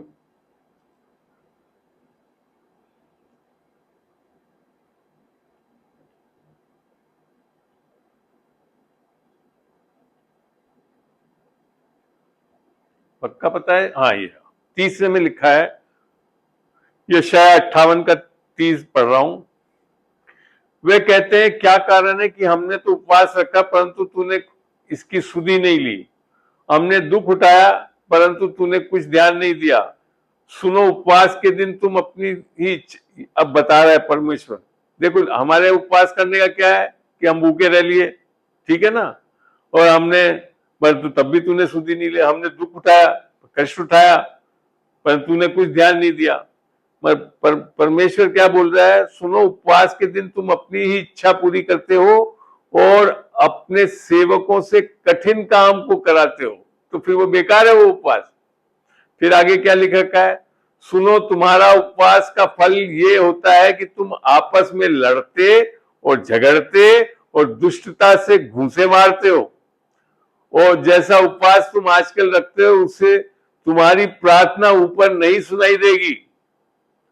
जिस उपवास से मैं प्रसन्न होता हूं, अर्थात जिसमें मनुष्य स्वयं को दीन करे, क्या तुम इस प्रकार करते हो? क्या सिर को झुआ के समान झुकाना, अपने नीचे टाट बिछाना और राख फैलाना ही को तुम उपवास और ये सब दिखावा है लोगों का उपवास करने का? यहोवा को प्रसन्न करने का दिन कहते हो? फिर क्या लिखा है? जिस उपवास से मैं प्रसन्न होता हूं। अब बता रहा है उपवास क्या है प्रसन्न होता हूं, वह क्या ये नहीं कि अन्याय से बनाए हुए दासों और अंधेरे सहने वालों को जुआ तोड़कर उनको छुड़ा लेना और सब जुओं को टुकड़े टुकड़े कर देना। ज्योति समझ में आ रहा है? क्या वह ये नहीं है कि अपनी रोटी भूखों को बांट देना, अनाथ और मारे मारे फिरते हुओं को अपने घर ले आना, किसी को नंगा देखकर वस्त्र पहनाना और अपने जाति भाइयों से अपने को ना छिपाना, तब तेरा प्रकाश पोफट। यहां लिख रखा है बाइबल में कि उपवास जो परमेश्वर को अच्छा लगता है वो तो ये है। लोग क्या कर रहे हैं? दिखावा कर रहे हैं उपवास का। आई बात समझ में? अब दूसरी बात जो है, निस्संदेह खाना नहीं खाने का जो उपवास करते हैं वो अच्छी चीजें, देह को उससे हम अपने देह को कंट्रोल में कर सकते हैं। आपको पता है पहला पाप किसके कारण? देह के कारण। फल दिया खाने का और वो करा उसे। तो जब हम अपने खाने वाली इस भूख की लालसा को हम कंट्रोल कर सकते हैं तो फिर हमारी आत्मा में हम जी सकते हैं। तो ये भी कारण है उपवास करने का जो नए नियम में है। नए नियम में वास्तव में जो उपवास के बारे में जो नए नियम में आकर उपवास दो ही कारणों से करा जाता है। एक तो आपके अविश्वास को हटाने के लिए, ये मरकुस 9 में और मत्ती 17 में जब आप पढ़ के देखोगे वहां पे लिखा था कि हमारा अविश्वास कैसे हटेगा? उपवास और प्रार्थना से। दूसरा जो उपवास जो बाइबल में नए नियम में आकर मिलता है वो प्रेरितों में मिलता है। जब कलीसिया ने उपवास करके प्रार्थना करी तो पौलुस और बारनबास को सेविकाई के लिए भेजा। तो परमेश्वर से सुनने के लिए एक अच्छा तरीका है कि वो लोगों को फिर हम सही तरीके से भेज सकें परमेश्वर के कार्य के लिए। ये है नए नियम में उपवास करने के लिए। ठीक है, बाकी बहुत बड़ा टॉपिक है, अलग से कभी करेंगे। और कोई पूछना चाहता है कुछ? एक मेरा था question mark. Come Jaya, you are back. Oh very good. बोले वीडियो तो ऑन कर लो। हाँ, एक्चुअली किड्स आर कोई बात नहीं, अच्छा लगेगा, बच्चे भी रहे तो अच्छा है। करो ना, अच्छा लगेगा। जी जया बोले। जया आप जानती हो मेरी दीदी के छोटे बेटे की वाइफ है, जी बोले जाए। Good afternoon. Good afternoon. ये अभी जो आपने अविश्वास का बताया ना, ये अविश्वास की आत्मा, so it's only for that अविश्वास की आत्मा, या वो डेमोनिक भी जो स्पिरिट निकाली नहीं थी नहीं, अविश्वास की आत्मा नहीं, अविश्वास तो वैसे भी आ सकता है, बिना आत्मा के भी आ सकता है विश्वास, अविश्वास। पहली चीज ये भी बात है, अविश्वास की आत्मा भी आती है, वो परेशान करती है बहुत। अविश्वास आपके देह में आता है। अगर विश्वासी हैं, आपने यीशु मसीह को अपना प्रभु उद्धारकर्ता ग्रहण कर लिया, तो आपके आत्मा में अविश्वास नहीं आता, देह में अर्थात प्राण और शरीर में आ सकता है।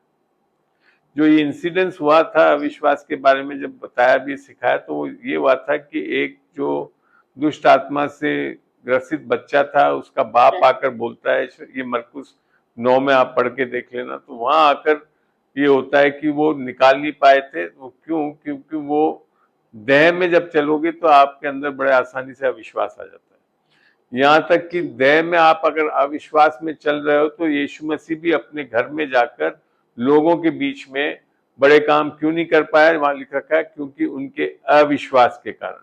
तो अविश्वास एक बहुत, हाँ, लोगों के अविश्वास, घर वालों के अविश्वास के कारण नहीं कर पाया वहां पे बड़े काम। तो आप, मैं जो समझा रहा हूं सुने, आपके अविश्वास के कारण आप परमेश्वर को रोक सकते हैं, ये है मतलब। अब बोलिए क्या बोलना चाह रही हैं? मींस ये वही है कि बाय फेथ अगर हम दुआ कर रहे हैं। नहीं, देखो दो चीजें, फेथ अलग चीज है, फेथ तो है मगर साथ में अविश्वास आ सकता है। इसको वचन से देखते हैं, जब समझ में आएगा। मरकुस 9 में ही चलते हैं हम, मरकुस 9 का 23 में। मरकुस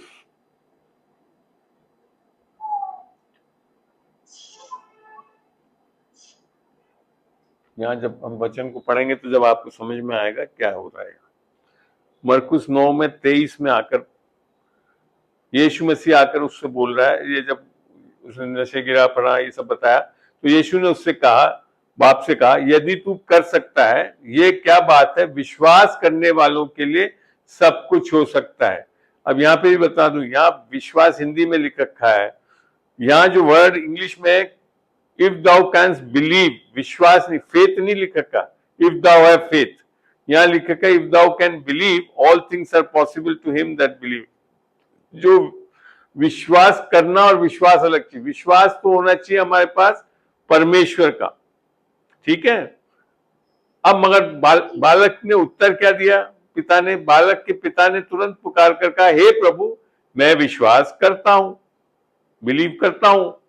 माना आप बिलीव कर सकते हो, मेरे अविश्वास का उपाय कर। तो ये चीज समझना बहुत जरूरी है कि नए नियम में यह बहुत स्पष्ट बताया गया है कि आप विश्वास तो रख सकते हैं, पर साथ में अविश्वास भी आ सकता है आपके प्राण और शरीर में। तो ये क्या हो जाएगा? ये दो घोड़ों की तरह हो जाएगा, एक घोड़ा इधर खींच रहा है, एक घोड़ा इधर। तो जब ये दोनों चीज रहेंगी ना, तो कुछ कार्य नहीं होगा। आई बात समझ में? और ये हमारे विश्वासियों में बहुत बार होता है। विश्वास तो करते हैं कोड़े खाने से हम चंगे हो गए, मगर जब रिपोर्ट देखते हैं तो उसके बाद लगता पता नहीं हुए कि नहीं हुए। तो बाइबल में लिखा कि 2 चिता मन नहीं होना चाहिए हमारा, फिर हमको कुछ नहीं मिल सकता। तो ये है अविश्वास। तो अविश्वास और विश्वास दोनों एक व्यक्ति के अंदर हो सकता है। अब इस अविश्वास को हटाने के लिए प्रार्थना और वचन, प्रेयर एंड फास्टिंग, उससे बड़े आसानी से हट जाता है। स्टार्टिंग में भी आपने, भैया ने क्वेश्चन पूछ दिया, किसी ने पूछा था क्वेश्चन रिगार्डिंग ये मन फिराव। तो ये मन फिराव में भी ये अविश्वास बिल्कुल भी नहीं होना चाहिए, है ना? मन फिराव एक नहीं, मन फिराव एक अलग चीज है, बड़ा बड़ा टॉपिक है, समझना बहुत जरूरी है। मन फिराव कब आता है? जब हम परमेश्वर की भलाई को समझते हैं, जब, ठीक है ना। और मन फिराव के बाद ही सुसमाचार पे विश्वास करोगे आप।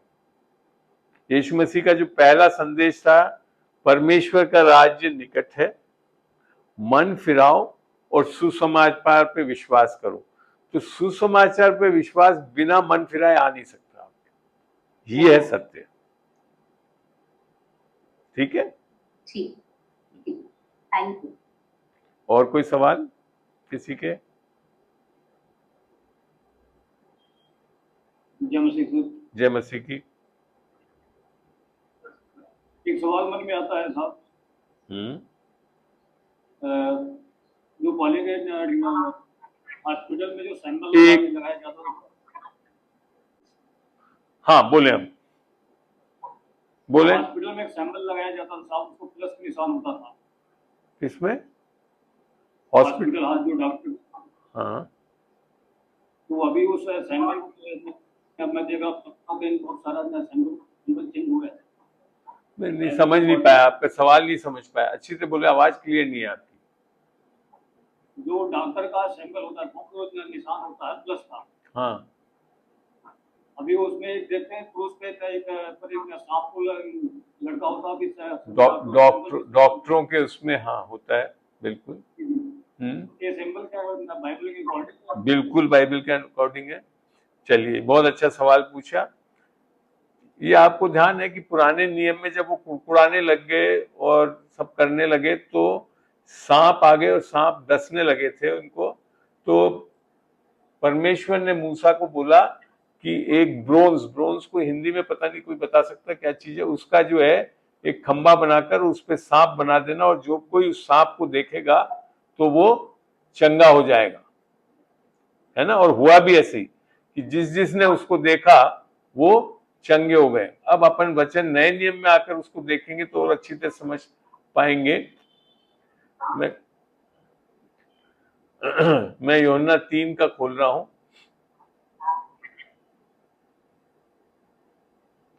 14 पढ़ रहा हूं मैं, देखिए यहाँ पे।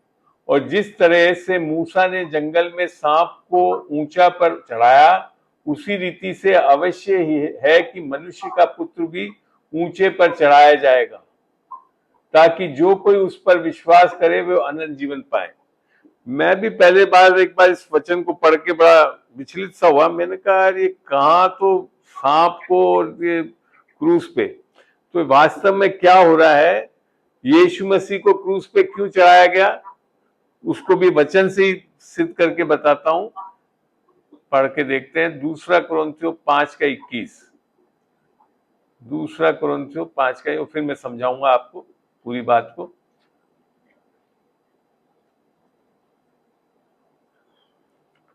यहाँ क्या लिखा है, जो पाप से अज्ञात था उसी को उसने हमारे लिए पाप ठहराया कि हम उसमें होकर परमेश्वर की धार्मिकता बन जाए।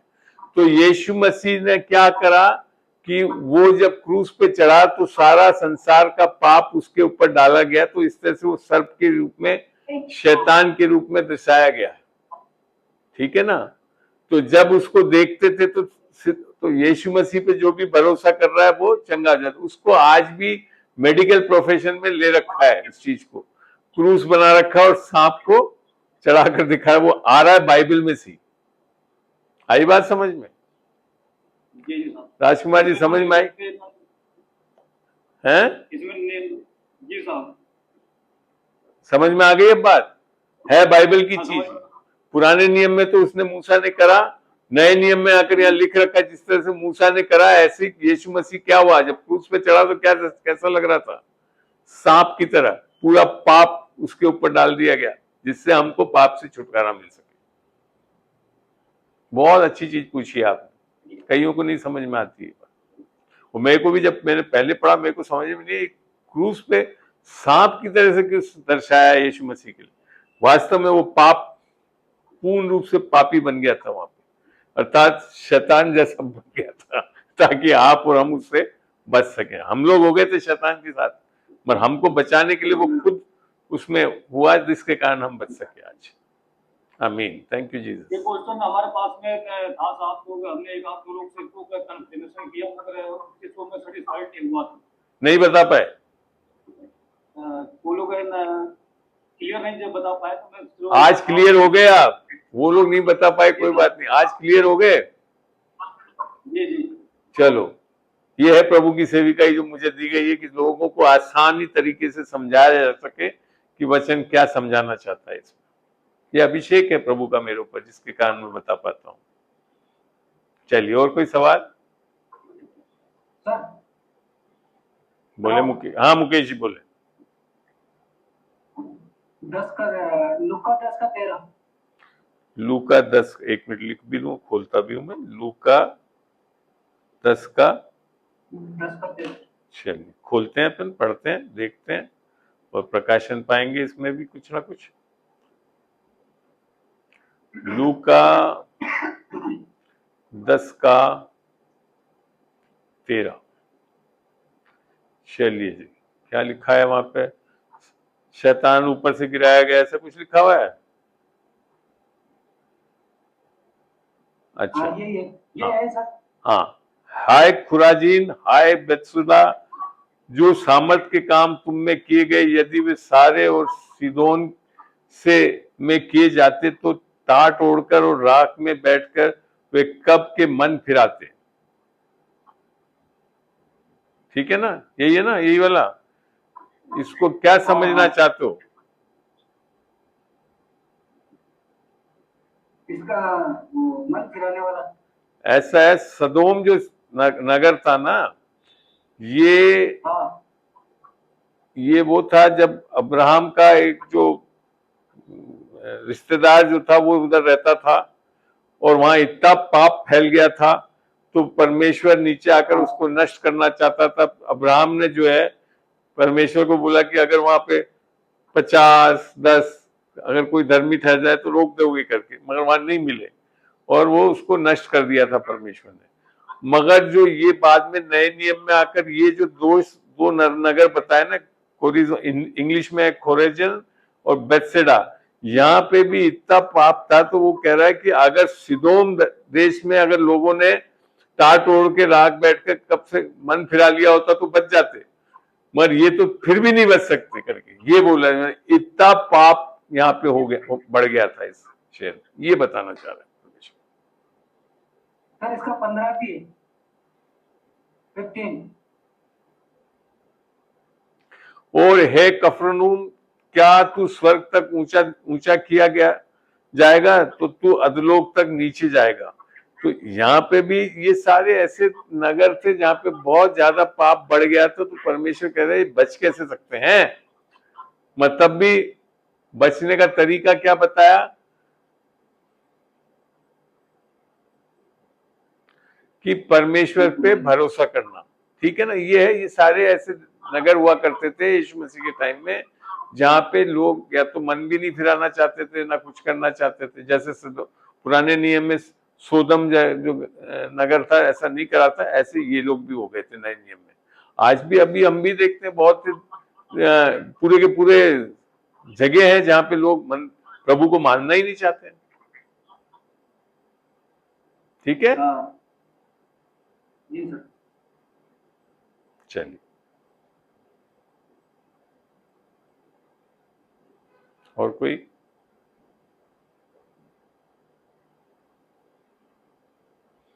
एग्जॉस्टेड यार, मेरे को खत्म होना चाहिए, आप लोग खत्म हो जाते। प्रभु का धन्यवाद, प्रभु अनुग्रह पे अनुग्रह दे। जी बोले, और कोई पूछना चाहता तो पूछे। दूसरा कुरिन्थी आपने बताया था उसका 12। एक मिनट, दूसरा कुरिन्थियों का 12 बोलो, पूरा बोलो तो सही। दूसरा कुरिन्थियों 12 का मैंने क्या 12 लिखा, उसके पहले जो था वो नहीं लिखा, वो नोट करवा के पूछ लेना, कभी बाद में पूछ लेना। नोट करो, मेहनत करके आया करो मेरे पास भी यार, मैं इतनी मेहनत करता हूँ, थोड़ी तो मेहनत करो। पूछने के लिए बताना तो पड़ेगा ना आपको, कहाँ पूछ रहे हो, क्या था, मतलब क्या था उसमें, पूछो, बताओ, चलो यही बता दो। जो डॉक्टर के सैंपल के बारे में चल रहा था ना, हैं? डॉक्टर के सैंपल के बारे में तो आप नहीं, कुछ आपकी आवाज ही क्लियर नहीं आ रही। डॉक्टर क्या भाई, किसी को समझ में आ रहा तो बता दो, किरण विरण कोई भी, क्या बोल रहा है? हाँ बोले, राजकुमार जी बताएं। मैं तो बोल रहा हूँ साहब जो हमने वो था, जो डॉक्टर का सैंपल प्लस का निशान होता था। हाँ हाँ, अच्छा, जो आपने पूछा था। बताया था ना। हाँ हाँ हाँ, ठीक है। हाँ बोले, अब बोले। बोले वचन के अकॉर्डिंग आपने समझाया था साहब, उसको थोड़ा सा फिर से एक बार बता दीजिए, कुछ बोलता है। तो वो यूहन्ना 3 में था।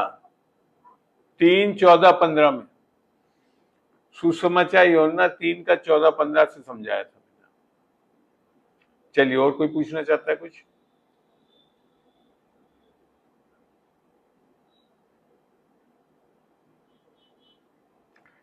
तो आज हम समाप्त करें फिर इसको अभी। अगर एक वचन पूछना चाहता था मैं। बोले।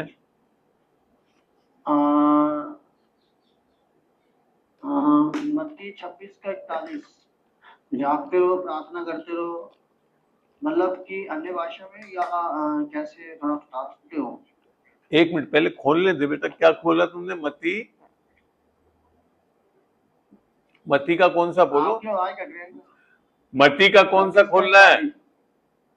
26:41। रुकिए एक मिनट, 26:41। 26:41 खोला, देखते हैं क्या आ रहा है यहाँ पे। मत्ती 26:41। 42। जागते रहो और प्रार्थना करते रहो कि तुम परीक्षा में ना पड़ो। आत्मा तो तैयार है परंतु शरीर दुर्बल है। तो इसमें क्या नहीं समझ में आया? मतलब आत्मा में प्रार्थना जैसे अन्य भाषा बोलते हैं, कैसे? समझाता हूँ, धीरे धीरे समझो, इसमें बहुत चीजें लिखी हुई है। जागते रहो, हम लोग क्या करते रहते? सोते रहते ज्यादातर। तो पहली चीज जागते रहो, फिर लिखा का प्रार्थना करते रहो कि तुम परीक्षा में ना पड़ो। तो आत्मा तैयार किससे बड़े आसानी से हो सकती है? जब अगर हम अन्य भाषा में प्रार्थना करेंगे तो हम बड़े आसानी से परीक्षाओं में नहीं पड़ेंगे। ये भी एक अर्थ है इसका। फिर दूसरा लिखा परंतु शरीर दुर्बल है। ये आत्मा और प्राण की बातें बता रहा है। प्राण और शरीर तो हमारे में दुर्बलता रहती है, जैसे अभी मैंने बताया, विश्वास भी आ सकता है, आप परीक्षा में भी पढ़ सकते हो, मगर आत्मा जब आपके अंदर यीशु की आत्मा आ जाती है तो बिल्कुल तैयार है।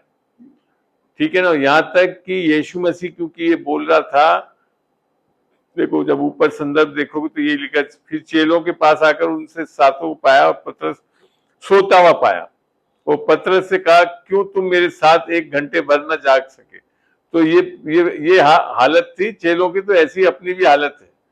परमेश्वर कई चीजें बोलता है आपको, मगर करते कहाँ है हम लोग?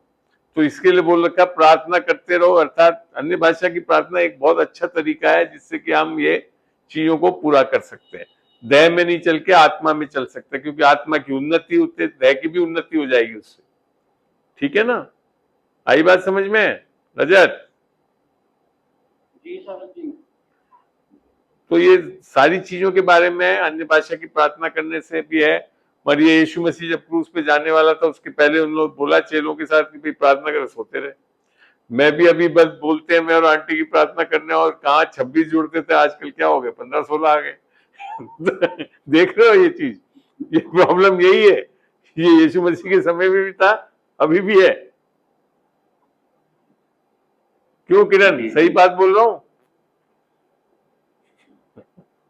चलिए, अन्य भाषा की प्रार्थना जब अपन ने शुरू करी 5-6 जन करते थे, फिर धीरे धीरे बढ़ते बढ़ते 26-27 यहाँ तक 30 के आसपास भी आ गए थे। कल 2-3 दिनों से देख रहा हूँ 16-17 से ज्यादा आते नहीं है। क्यों? और फिर कहते हैं कि अभी हम परीक्षा में पढ़ गए, पढ़ा ना करके। भाई इतना अच्छा मौका है, इतनी अच्छी सीख है उसमें, समझ में आ रहा है कि हम इतने मैंने आत्मिक तरीके से इतने तंदुरुस्त हो सकते हैं। और मैं हर रोज आपको एक बार जब भेजता हूँ नोटिस, तो उसमें कुछ ना कुछ लिख रखा होता है अन्य भाषा के फायदे। मैं लगभग अभी तक 15-16 फायदों को लिखा गया, करीब 100 फायदे मेरे पास लिखे हुए हैं अन्य भाषा के, जो हर रोजाना मैं एक एक भेजता हूँ। उसको भी अगर पढ़ लो तो समझ में आ जाएगा अन्य भाषा से कितने फायदे। चलिए, वही मेरा क्वेश्चन भी वही था ना आज का। क्या लिखा हुआ था आज वाले में, पढ़ा? अन्य भाषा आपको परमेश्वर की दिव्य इच्छा के साथ जोड़ती है। बस यही है, वही चीज तो बोल रहा था यीशु मसीह उस टाइम अन्य भाषा नहीं था, चेलों को अन्य भाषा नहीं आ सकती थी उस टाइम, क्योंकि अन्य भाषा जब तक यीशु मसीह का स्वर्ग और ऊपर नहीं हो सकता, ऊपर नहीं जा सकता, उसके पहले नहीं हो सकता था। वहां तो खाली यीशु मसीह प्रार्थना करने के बाद, आज के संदर्भ में अन्य भाषा की प्रार्थना भी आ गई, तो वहां जो प्रार्थना है वो अन्य भाषा की प्रार्थना के रूप में भी अगर करें तो हम आज बहुत जयवंत हो सकते हैं। ठीक है।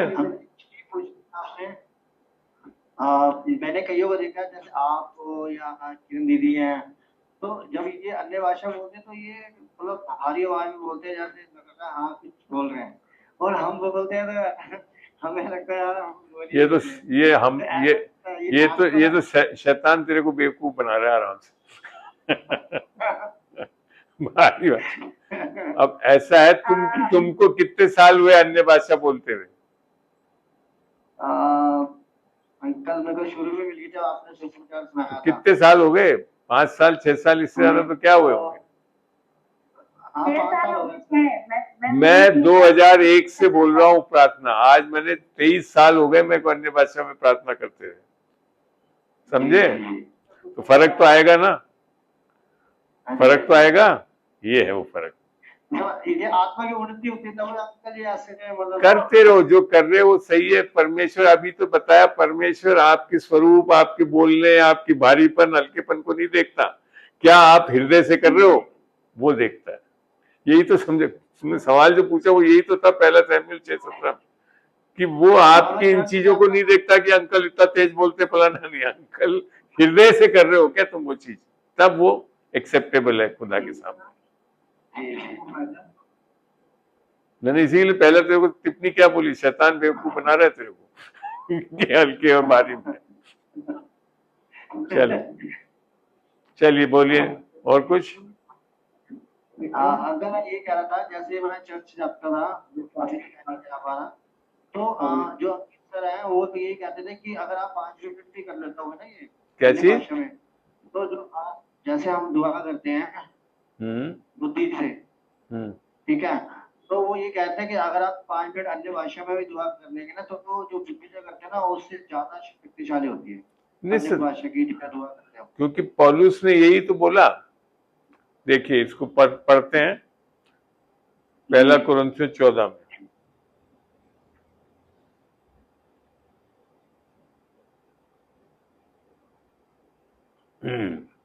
पहला कुरिन्थियों 14 में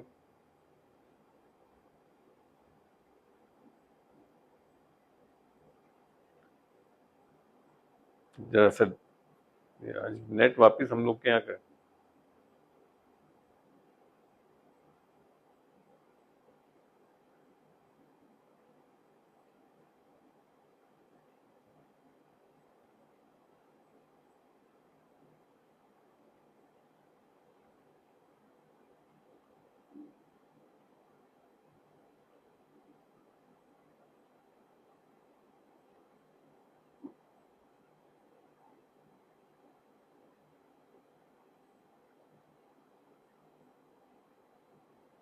एक तो ये बड़ा अच्छा लिखा, इसलिए यदि मैं अन्य भाषा में प्रार्थना करूं तो मेरी आत्मा प्रार्थना करती है, परंतु मेरी बुद्धि काम नहीं करती देती।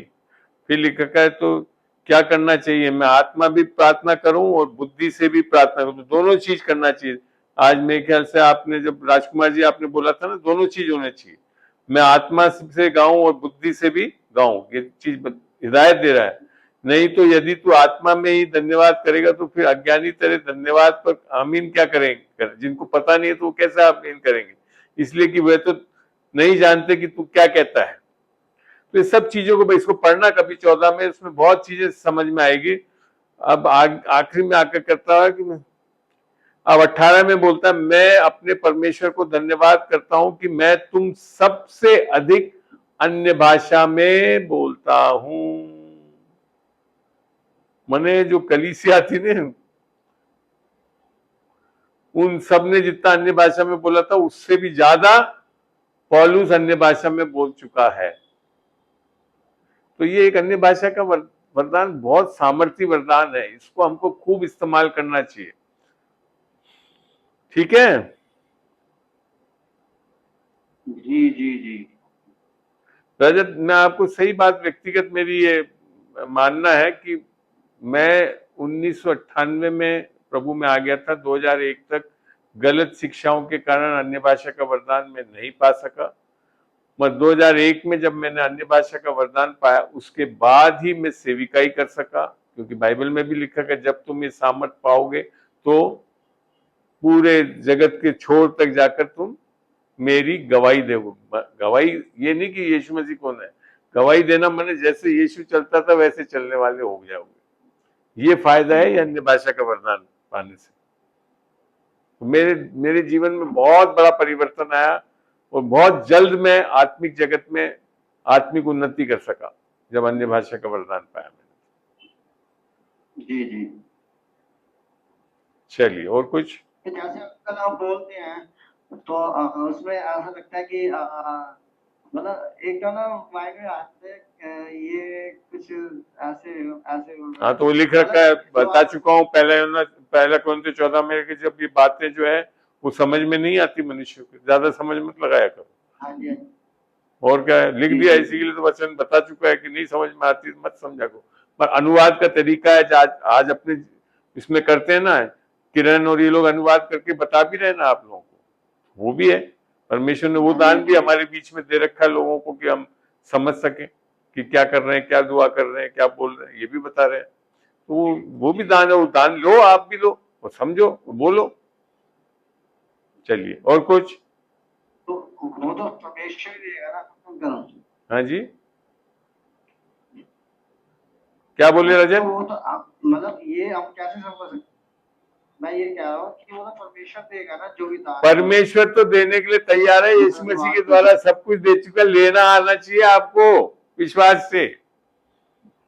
यीशु मसीह के लिए लिखा कहना, जब उसने यीशु मसीह जब उसने अपना निज पुत्र दे दिया तो क्यों ना कर सब कुछ मुफ्त में देगा। ये आप लोग पता नहीं अभी भी धर्म में चल रहे हो, और मैं पता नहीं योग्य बनूंगा तब देगा। अरे योग्य नहीं हो, अगर यीशु मसीह में हो तो ले सकते हो सारे दान। आमीन। जी जी।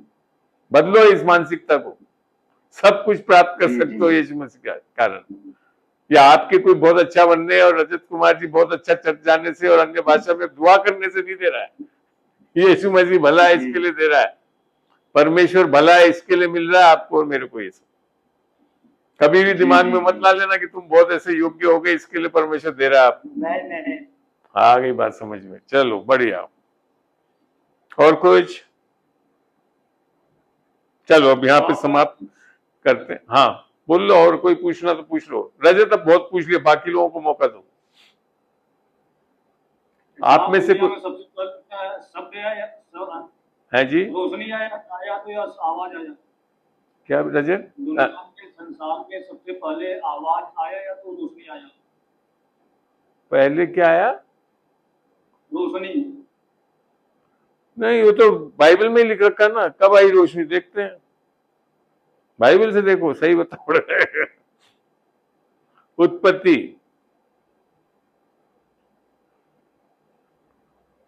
1 का 1 से पढ़ रहा हूं मैं।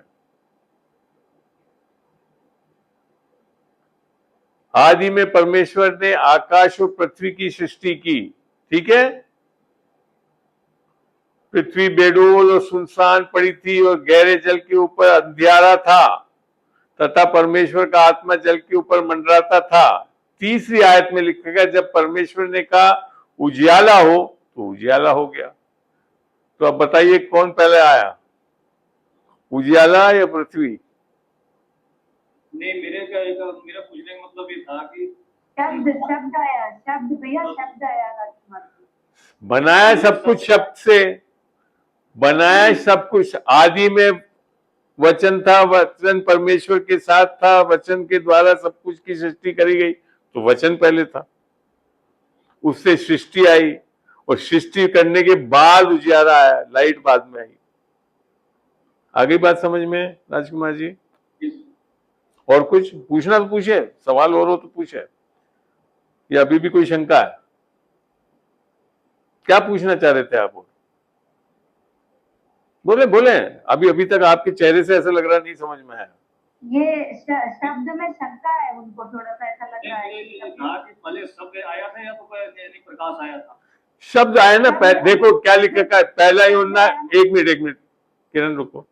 यूहन्ना में लिखा है ना सुसमाचार, आदि में वचन था, वचन परमेश्वर के साथ था, तो परमेश्वर तो कोई आया नहीं, वो तो है और हमेशा रहेगा, ठीक है ना। और वचन भी था और हमेशा रहेगा। फिर लिखेगा आदि में वचन था, वचन परमेश्वर के साथ था, वचन परमेश्वर था, और वचन के द्वारा सारी सृष्टि बनाई गई। तो शब्द पहले था, वचन पहले था, उससे सृष्टि बनी।